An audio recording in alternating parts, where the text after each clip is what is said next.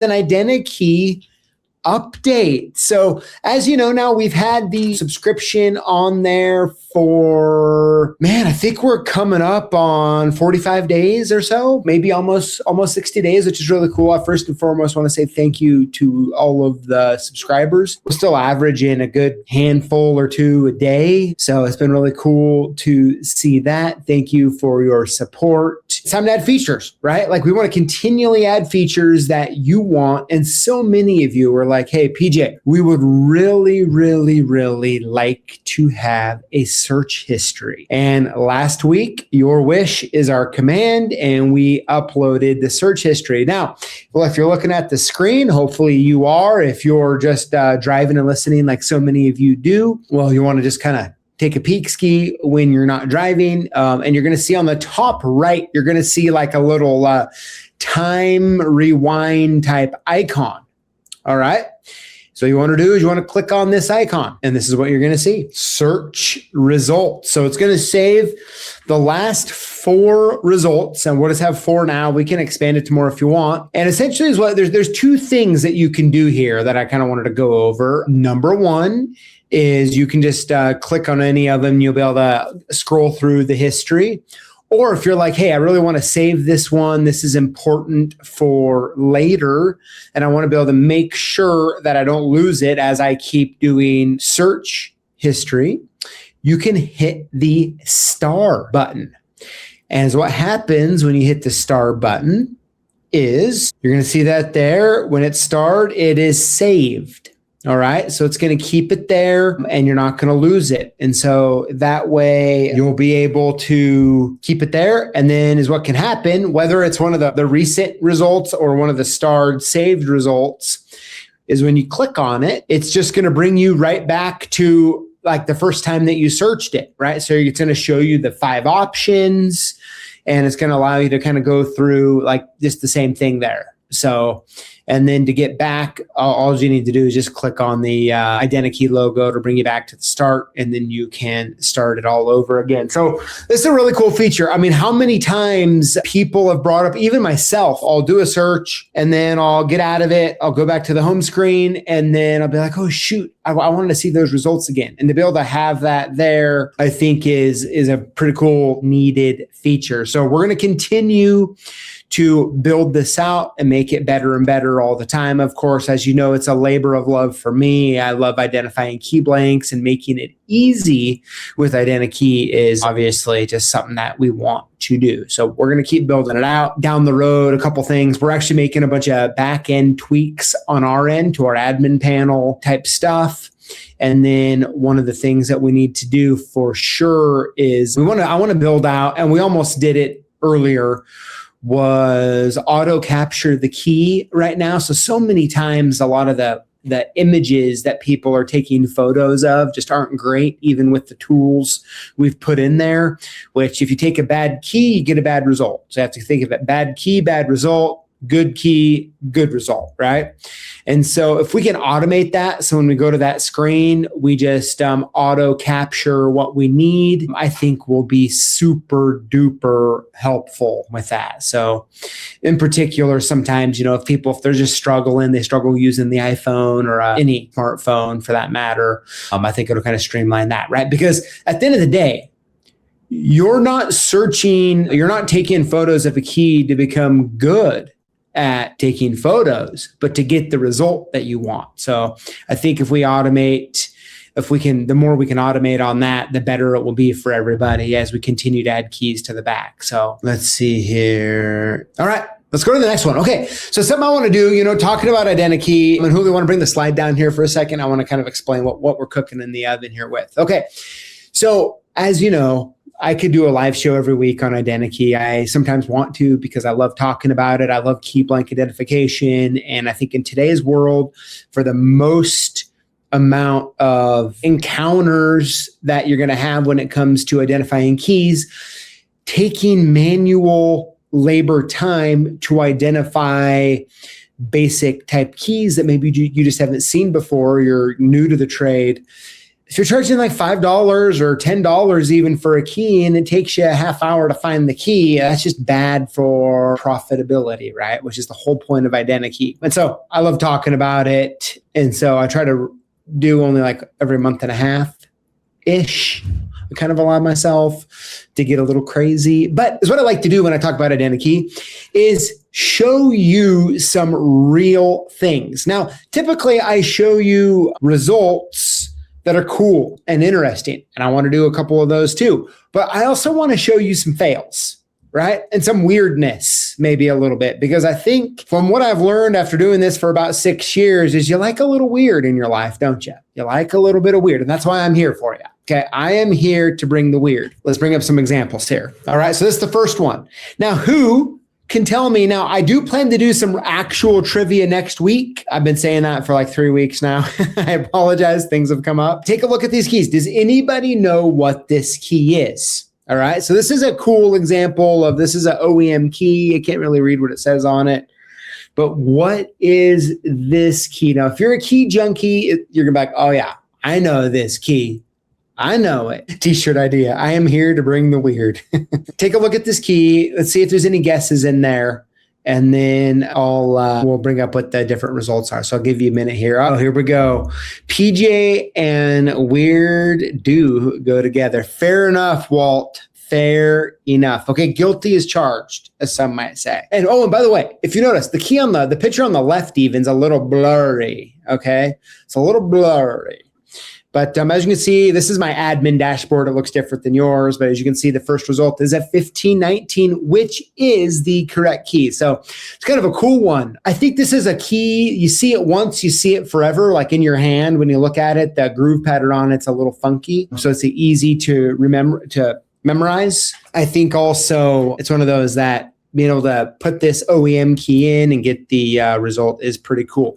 As you can see, we kind of ideniKey gets off the rails, right? Because we're always going to produce 5 results. Remember, on my admin screen, I get to see 10 because if it doesn't hit in the first 5, I'm always like, okay, where is it landing? How do I fix? Right? Anyways, pretty cool one there. Really useful. I tell you what, whoever took this photo and found the result, I'm sure was pretty happy, right? Probably felt like magic. Would be my guess. But the cool part is now, of course, we want good photos. I see a lot of comments on the photo quality. We want good photos, which is why at some point we need to start capturing those ourselves. But it's really cool that ideniKey still did it. I'm sure if I were to look at the data, the key on the right was really what identified it, not the one on the left, a little bit of the blur. All right, next one. What's going on here with this one? All right. This, I think, would be called not a key, but formerly a key, right? Because as Chris says, the dog ate my key. So that I would consider that formerly a key. I don't know about you. Does anybody have a guess of what this might be? Yeah, a broken key. That'd be a good guess. Okay, I guess you win on that one. But maybe in the ideniKey results, we should put when it identifies it as a broken key. Be funny, not helpful, right? But so we want to be helpful. But Julio, let's put up the example or the results. Now, if you're me or I'm you, I can see how ideniKey would want to guess a M1 or an M13, right? I mean, M1 kind of just has an extra groove on the one side per se. My guess, okay, so ideniKey got this one wrong.